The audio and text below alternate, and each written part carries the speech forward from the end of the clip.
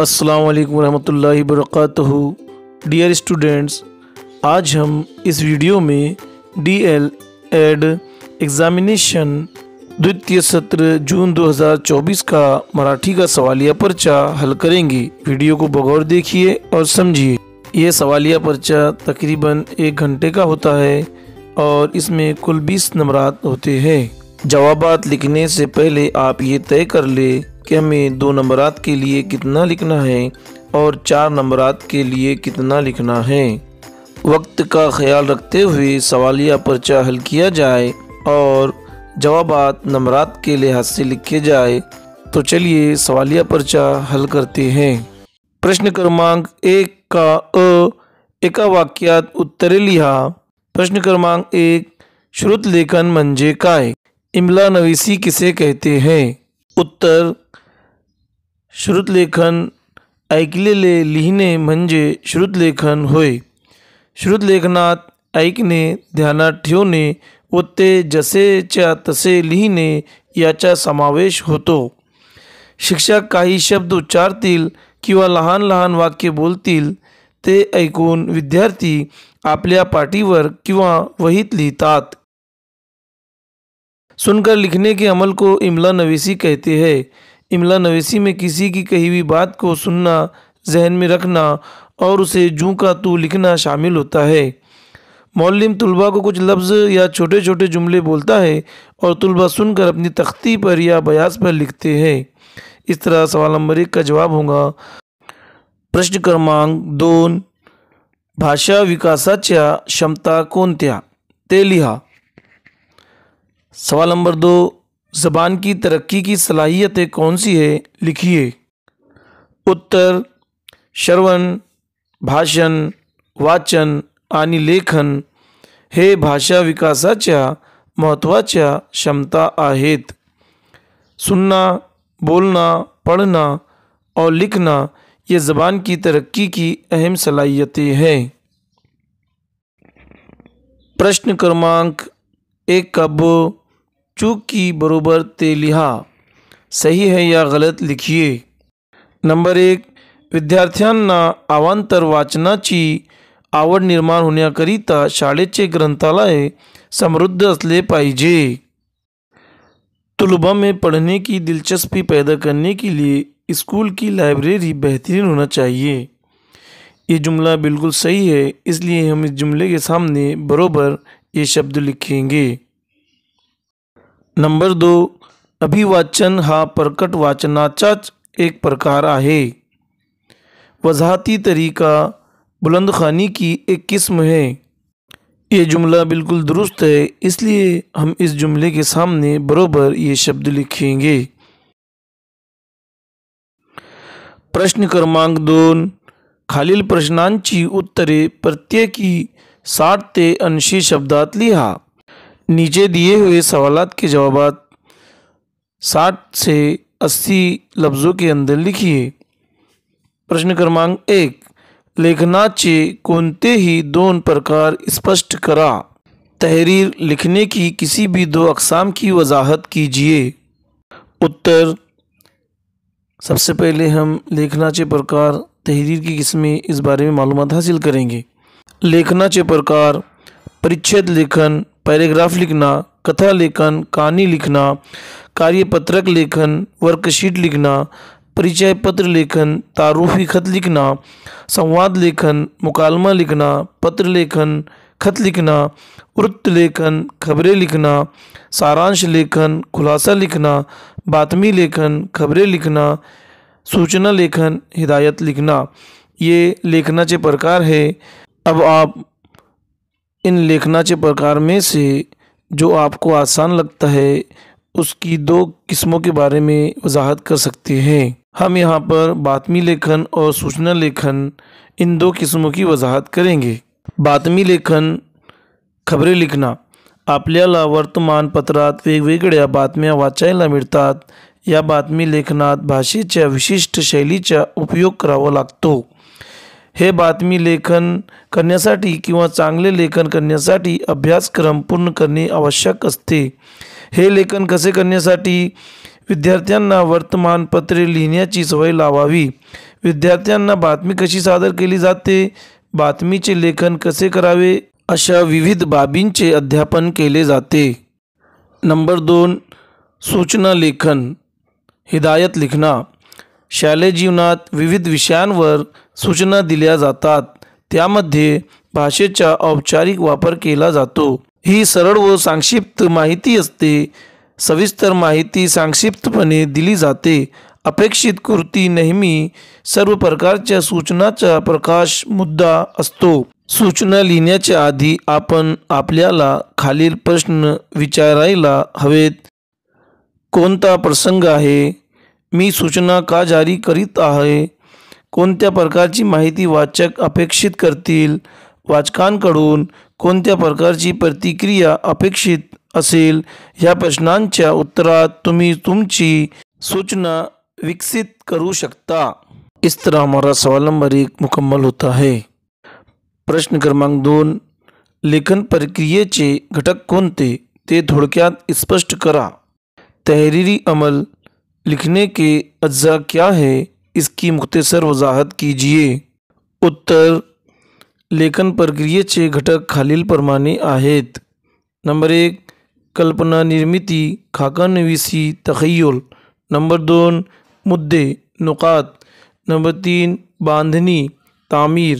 Number 4, संपादन, तदवीन. Number 5, सादरीकरण, पेशकश. आता आम्ही लेखन प्रक्रियेचे घटकांना स्पष्ट करणार. नंबर 1, कल्पना निर्मिती, खाकानविसी, तखय्युल. एखाद्या विषयावरील लेखन हे अतिशय महत्त्वाचे असते. जेव्हा आपण एखाद्या महत्त्वाच्या विषयावर लिहायला बसतो तेव्हा आपल्याला कल्पना कशा निर्माण कराव्या ह्यावर विचार करावा लागतो. नंबर 2, मुद्दे, नुकात. लेखक किंवा कवी आपले विचार व्यक्त करताना ते इतरांना कळावे आणि त्यातून रस निर्मिती, आनंद व ज्ञान मिळावा हा हेतू डोळ्यांसमोर ठेवतो. एक लेखक आपले मत व्यक्त करताना आपल्या अनुभवाचा उपयोग करून सुलभ, सुसंगत, संक्षिप्त व तसेच स्पष्टपणे साध्या सरळ भाषेत आपले विचार शब्दबद्ध करत असतो व त्यांचे मुद्देसूद खुपन करून आपले विचार व्यक्त करतो. नंबर 3, बांधणी. बांधणी याचा अर्थ या ठिकाणी अक्षर बांधणी होय. अक्षर बांधणीमध्ये विविध अक्षर किंवा शब्द कशा पद्धतीने लिहावे याचा विचार केला जातो. मूल मोठा झाल्यानंतर त्याला लिहिता वाचता यावे यासाठी पालक किंवा शिक्षकांनी त्यांच्या हातात पेन किंवा पेन्सिल देऊन त्यांना सरळ रेषा, तिरपी रेषा, वर्तुळ, अर्धवर्तुळ इत्यादी लेखनाचा सराव करून घ्यावा. नंबर 4, संपादन. लेखनाचा मसुदा तयार केल्यानंतर तुम्हाला संपादनाच्या उद्देशाची पुनर्तपासणी करावी लागेल. योग्य संपादनाशिवाय लेखनाची प्रक्रिया पूर्ण होऊ शकत नाही. संपादन शब्द म्हणजे प्रकाशित करायच्या आधी संपादन करणे. ही एक निवड प्रक्रिया आहे व लेखी तयार करणे, दृश्य, ऐक्यू, सिनेमा माध्यम, माहिती सांगायचे. संपादनाच्या प्रक्रियेत बरोबर करणे, सारांश करणे, व्यवस्थित आयोजन व इतर बदल संपादनाचे बरोबर व्यवस्थित पद्धतशीर पूर्ण काम करणे आहे. नंबर 5, सादरीकरण, पेशकश. लेखन ही एक कला आहे. लेखन करताना विविध गोष्टींचा विचार करावा लागतो. लेखन सादरीकरणामध्ये बौद्धिक, भावनिक आणि शारीरिक अशा पैलूंचा विचार करून लेखन करताना पेन किंवा पेन्सिल विशिष्ट प्रकारे हातात धरता येणे आवश्यक आहे. तसेच वळणदार आणि स्वच्छ अक्षर काढण्यासाठी कागद किंवा वही दुसऱ्या हाताने पकडून ठेवावे लागते. शिवाय विशिष्ट अक्षर चिन्ह समजावून घेऊन योग्य प्रकारे लेखन करावे लागते. प्रश्न क्रमांक 3, लेखनातील संबद्धतेचे महत्त्व स्पष्ट करा. तहरीर में यकसानियत की अहमियत की वजाहत कीजिए. उत्तर, संबद्धता म्हणजे एकसारखेपणा होय. शिक्षकांनी लेखन करताना लेखनामध्ये एकसारखेपणा ठेवणे आवश्यक आहे। यासाठी मजकुरातील आशयाची तर्कशुद्ध मांडणी असली पाहिजे। कल्पना, भावना व विचार यात सुसंगत साखळी असावी। यासाठी शिक्षकांकडे विपुल शब्दभांडार असावे व त्याचा योग्य उपयोग करून अचूक वाक्य तयार करावे। प्रत्येक शब्दांमध्ये वाक्यामध्ये विविध मुद्द्यांमध्ये परस्पर एकसारखेपणा असावा। शब्दांच्या जाती, लिंग, वचन, काळ, विचार या गोष्टीचा सुयोग वापर करून लेखन करणे म्हणजे लेखनाची संबद्धता होय। लेखन संबद्धता नसेल तर वाक्याचा अर्थ वेगळा होऊ शकतो। हमने आपकी सहूलत के लिहाज से जवाबात तफसीली तौर पर लिखे हैं। आपको सवालात की नौइयत के लिहाज से जवाबात लिखना है। अगर 2 नंबर के लिए सवाल है तो आपको उस लिहाज से जवाब लिखना है। अगर 4 नंबर के लिए सवाल है तो उस लिहाज से आपको जवाब लिखना है। इस तरह आपको जवाबात लिखना है।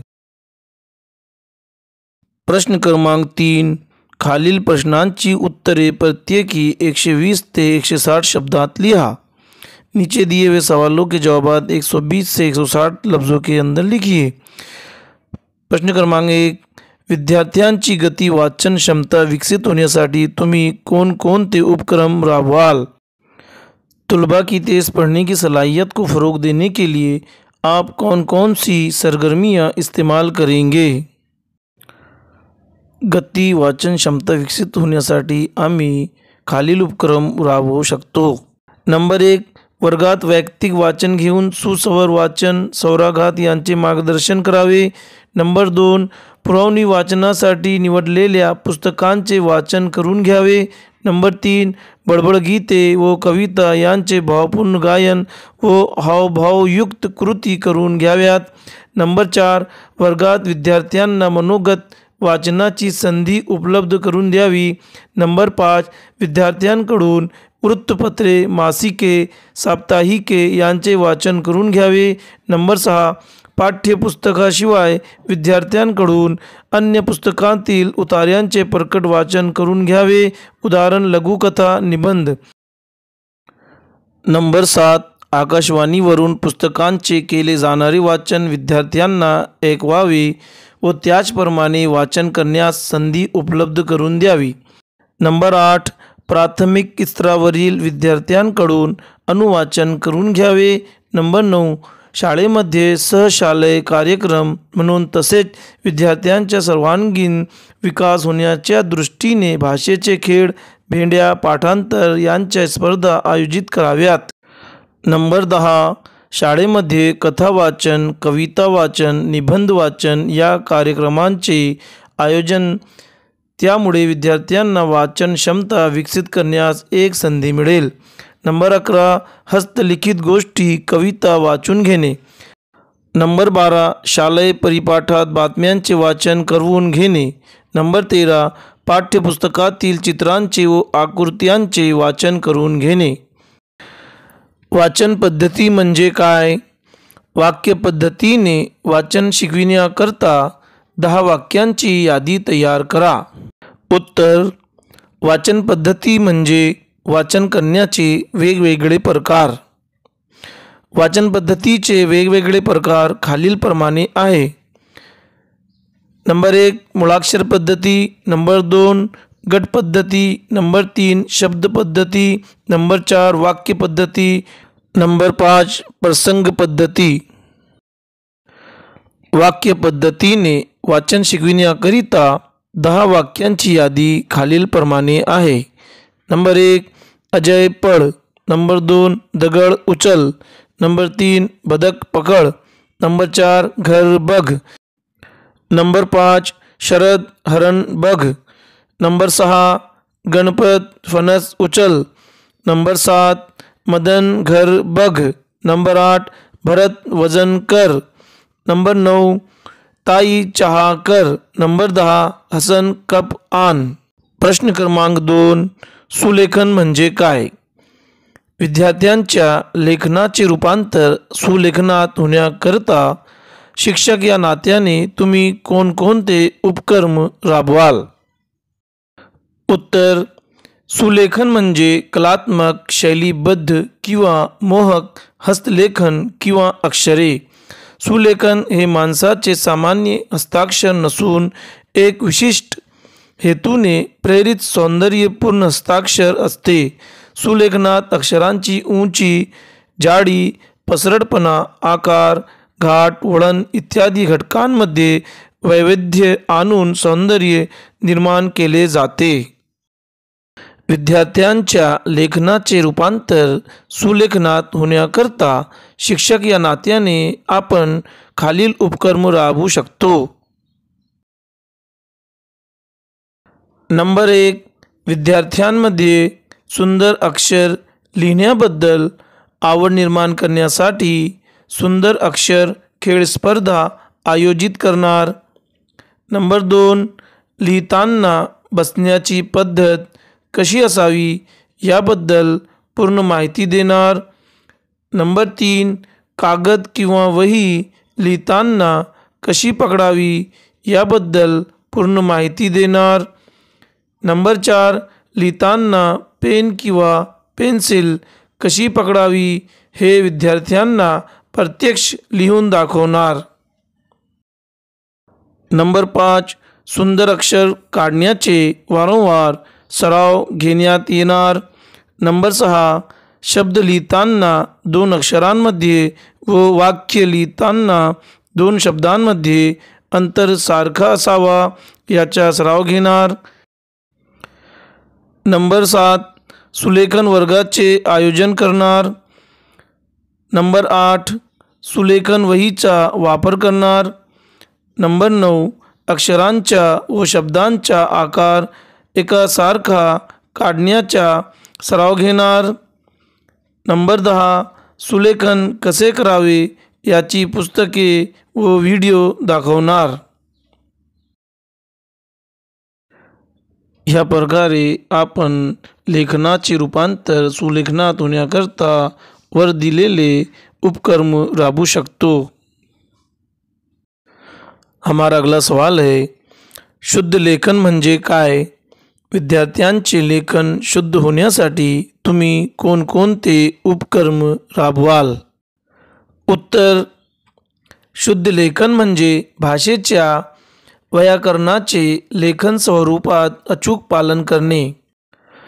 शब्दांचे लेखन रूप लिहिले जात असताना साधारणत होणाऱ्या चुका या ह्रस्व, दीर्घ, विलांटी, उकार या लिपिचिन्हांच्या बाबतीत होतात. अशा प्रकारच्या चुका टाळण्यासाठी शुद्ध लेखनाचे नियम बनविण्यात आले आहेत. विद्यार्थ्यांचे लेखन शुद्ध होण्यासाठी आपण खालील उपक्रम राबवू शकतो. नंबर 1. शुद्ध लेखनाच्या वारंवार सराव घेऊ शकतो. नंबर 2. शुद्ध लेखनाचे सराव घेऊन शुद्ध लेखनात झालेल्या चुका दुरुस्त करून विद्यार्थ्यांचे लक्षात आणून देणार. नंबर 3. लेखनातील होणाऱ्या चुका त्या वेळेला दुरुस्त करून लेखन करून घेणार. नंबर 4. शुद्ध लेखनाच्या नियमाबद्दल भरपूर माहिती देणार. नंबर 5. शुद्ध लेखन वर्गाचे आयोजन करणार. नंबर 6. शुद्ध लेखनाची गोडी निर्माण करण्यासाठी शुद्ध लेखन स्पर्धा घेऊन बक्षीस वितरण करणार. नंबर 7. व्याकरणदृष्ट्या होणाऱ्या लेखनातील चुका त्या वेळेला विद्यार्थ्यांचे लक्षात आणून देणार. नंबर 8. मोबाईल व व्हिडिओद्वारे शुद्ध लेखनाचे नमुने दाखवणार. नंबर 9. शुद्ध लेखन करताना झालेल्या चुकांना दुरुस्त करून पाटीवर त्याचे सराव करून घेणार. नंबर 10. विद्यार्थ्यांना आपले लेखन जर बरोबर नसेल तर ते समजायला, आवडी निर्माण करायला अवघड जाते याची जाणीव करून देणार. अशा प्रकारे विद्यार्थ्यांचे लेखन शुद्ध होण्यासाठी आपण वर दिलेले उपक्रम राबवू शकतो. प्रश्न क्रमांक 4. खालील प्रश्नांचे उत्तर 200 ते 250 शब्दात लिहा. प्रश्न: वाचन दोष कोणते? ते सांगून वाचन दोष दूर होण्याकरता इयत्ता 5वीच्या विद्यार्थ्यांकरता कोणते उपक्रम राबवाल? उत्तर, वाचन दोष खालीलप्रमाणे आहे. नंबर 1, अस्पष्ट आवाजात वाचन करणे. नंबर 2, वाचनातील अशुद्धता. नंबर 3, त्या शब्दाची पुनरावृत्ती करणे. नंबर 4, चुकीचे उच्चार. नंबर 5, शब्दांची अक्षरांची उलटापालट करून वाचणे. नंबर 6, चुकीच्या ठिकाणी शब्द तोडून वाचणे. नंबर 7, अपूर्ण शब्द वाक्य उच्चारण. नंबर 8, नसलेले किंवा स्वतःच्या मनातील शब्द घालून वाचणे. वाचन दोष दूर होण्याकरता इयत्ता 5वीच्या विद्यार्थ्यांकरिता आपण खालील उपक्रम राबवू शकतो. नंबर 1, विद्यार्थ्यांना स्थिर मनाने वाचन करण्याची सवय लावणार. त्यांच्या मनातील भीती कमी करून त्यांच्यामध्ये आत्मविश्वास निर्माण करणार. नंबर 2, विद्यार्थ्यांच्या मनातील भीती नाहीशी करण्यासाठी त्यांना वारंवार वाचनाची संधी देणार. नंबर 3, विद्यार्थ्यांमध्ये स्थिर मनाने सावकाश व एकाग्रतेने वाचन करण्याची सवय लावणार. नंबर 4, विद्यार्थ्यांचे उच्चार दुरुस्त करण्यासाठी वारंवार आदर्श वाचन करून दाखवणार. नंबर 5, विद्यार्थ्यांकडून वैयक्तिक व सामूहिक पाठ वाचन करून घेणार. नंबर 6, परिच्छेद वाचन करून घेणार व वाचन केलेल्या मजकुराबद्दल प्रश्न विचारणार. नंबर 7, शब्दांची अक्षरांची उलटापालट करणाऱ्या विद्यार्थ्यांना योग्य जागी विराम घेऊन शांतपणे कसे वाचन करावे वाचनाचा सराव करून घेणार. नंबर 8, अपूर्ण शब्द वाक्य उच्चारण करणाऱ्या विद्यार्थ्यांना स्थिर मनाने वाचन करण्याची सवय लावणार. नंबर 9, वाचन करताना चुकीचे उच्चारण करणाऱ्या विद्यार्थ्यांना ताबडतोब चूक लक्षात आणून देणार व उच्चारण दुरुस्त करून सांगणार. नंबर 10, विद्यार्थ्यांचे वाचन दोष दूर होण्याकरिता त्यांना शब्दसंग्रह करण्याची, परिच्छेद वाचन करण्याची, कविता गायन, चित्र गायन, कथा वाचन, पुस्तके वाचन व समाचारपत्र वाचन करण्याची सवय लावणार. अशा प्रकारे आपण विद्यार्थ्यांचे वाचन दोष दूर होण्याकरिता उपक्रम राबवू सकतो। इस तरह हमारा मराठी का ये सवालिया पर्चा मुकम्मल तौर पर हल होता है। वीडियो मुकम्मल देखने के लिए आपका बहुत बहुत शुक्रिया। आप अगर हमारे चैनल पर नए हैं तो हमारे चैनल को सब्सक्राइब कीजिए, लाइक कीजिए और शेयर ज़रूर कीजिए। Thank you.